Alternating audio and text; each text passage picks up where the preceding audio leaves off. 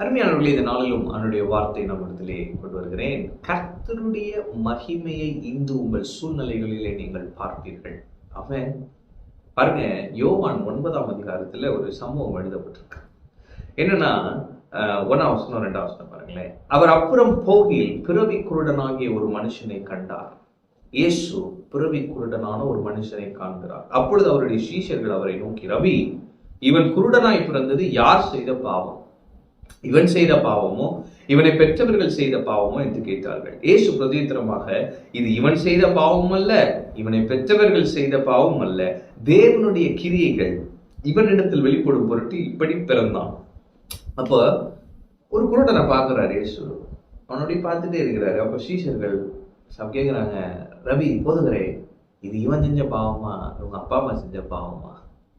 அப்ப அந்நாட்களிலே என்ன சொல்லி வச்சிருந்தாங்கன்னா, ஒருத்தன் பிறவி குருடனாகவோ அல்ல பிறவியே ஒரு வியாதியோடு பிறந்திருந்தா அவன் பாவியான ஒரு மனுஷன். அது ஒரு ஐடென்டிட்டி இஷ்யூ. பார்த்தீங்களா? யோசிச்சு பாருங்க. இவன் பாவி அப்படின்னு சொல்றாங்க. ஏன்னா அவனுக்கு கண்ணு தெரியல, பிறவி குருடன். அப்ப அவன் அந்த அடையாளத்திலேயே வாழ்ந்தவனாய் இருக்கிறான். அவன் அந்த அடையாளத்தை பெற்றவனாய் என்னை யாரும் நேசிக்க மாட்டாங்க அப்படி ஒரு அடையாளம் வந்துடும் பாருங்க. இப்ப நீ பாவி அப்படின்னு சொல்லிட்டா பாவியை போய் யாரும் நேசிப்பா இல்ல? அப்போ ஒரு பிசாசு என்ன செஞ்சிடறான், அந்த அடையாள மாற்றத்தை கொண்டு வருகிறான். ஆண்டவர் உன்னையெல்லாம் நேசிப்பாரா? நீ செஞ்ச செயலுக்கெல்லாம் உன்னை நேசிப்பாரா? உன்னை மன்னிப்பாரா? இப்படி எல்லாம் பிசாசு பேசுவான் பாருங்க. நம்ம அந்த பிசாசின் வார்த்தைகளுக்கு செவி கொடுக்கும் பொழுது, ஆமா, எப்படி இதெல்லாம் ஆண்டவர் ஏற்றுக்கொள்வார், எப்படி ஆண்டவர் என்னையெல்லாம் நேசிப்பாருன்னு நம்மளா ஒரு கூண்டுக்குள்ள போய் உட்கார்ந்துடுறோம் இல்ல? தேவன் மன்னிப்பதிலே தயை பெருத்தவர். நமக்காக முழு ரத்தத்தையும் சிந்தி இருக்கிறார், நமக்காக மறித்திருக்கிறார். மன்னிக்கிறதுலே அவர் உண்மையுள்ளவராக இருக்கிறார். அவன் அப்போ இங்கே கேட்கிறாங்க, இவன் செய்த பாவமா இவன் பெற்றோர் செய்த பாவமா? இயேசு பாருங்க, இதை போய் இப்ப நோண்டிட்டு இருக்கிற நேரம் இல்லைன்ட்டு என்ன பண்றாரு, அவர் தெளிவா சொல்றாரு. என்ன சொல்றாரு? தேவனுடைய கிரியைகள் வெளிப்பட. அவன் இன்னைக்கு மதம் என்ன செய்யுதுன்னா, அப்படியே போய் ரூட்டை போய் பார்க்குறேன், இவன் எதனால இப்படி பிறந்தான், உங்களுக்கு ஏன் இப்படி ஆச்சு, எப்படி இப்படி ஆச்சுன்னு எப்படி நோண்டிட்டே இருப்பாங்க பாருங்க. ஆனா தேவன் என்ன பண்றாருன்னா, அதெல்லாம் வேணாம், இவனை இன்னைக்கு நான் பூரண குணமாக்க போகிறேன். தேவனுடைய கிரியை இவனுக்கு இவனுடைய வாழ்க்கையிலே வெளிப்படும். ஆமென். அப்போ ஆண்டவர் உங்க பிரச்சனை எப்படி பார்க்கிறாருன்னா, அவருடைய கிரியை வெளிப்படுத்த முடியாது பார்க்கிறார். ஏன் வந்துச்சு பிரதர், எனக்கு ஏன் வந்துச்சு பிரதர், இப்படி ஆண்டவர் யோசிக்கிறதே இல்லை. வந்துருச்சா, என்னோட மகிமையை நீ பார்க்க போற. ஆமென். அப்போ ஒரு பிரச்சனை வந்து விட்டது என்று சொன்னால் பதறாதீர்கள், பயப்படாதீர்கள், தேவனுடைய கிரியை வெளிப்படும் என்று சொல்லி சந்தோஷப்படுங்கள். இப்படி நம்ம இந்த ஆட்டிடியூட், இந்த பெர்ஸ்பெக்டிவ்ல நம்ம சூழ்நிலை பார்க்கிறப்ப பிசாசுக்கு ஒண்ணுமே புரியாது. அவன் ஓடி போவான், அவன் ஒன்றும் இல்லாமல் போவான், தோற்று போவான். அவன் அப்ப இங்க இயேசு பாருங்க எப்படி மேற்கொள்றாருன்னா, இப்படிதான் சொல்றாரு, தேவனுடைய கிரியைகள் வெளிப்படும்படி பிறந்தான்.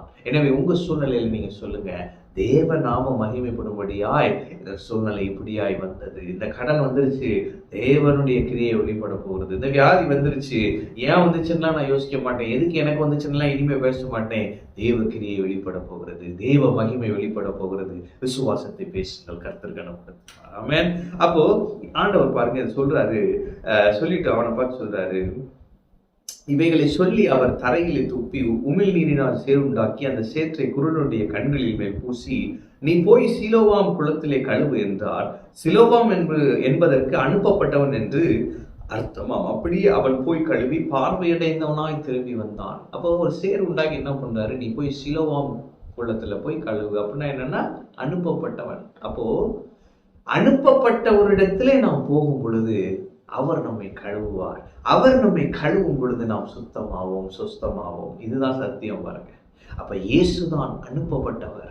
இந்த அனுப்பப்பட்டவரிடத்திலே நாம் போகும் பொழுது அவருடைய ரத்தம், அவருடைய அன்பு, அவருடைய இரக்கணம் என்ன செய்யுதுன்னா, நம்முடைய வாழ்க்கையை மாற்றுகிறது.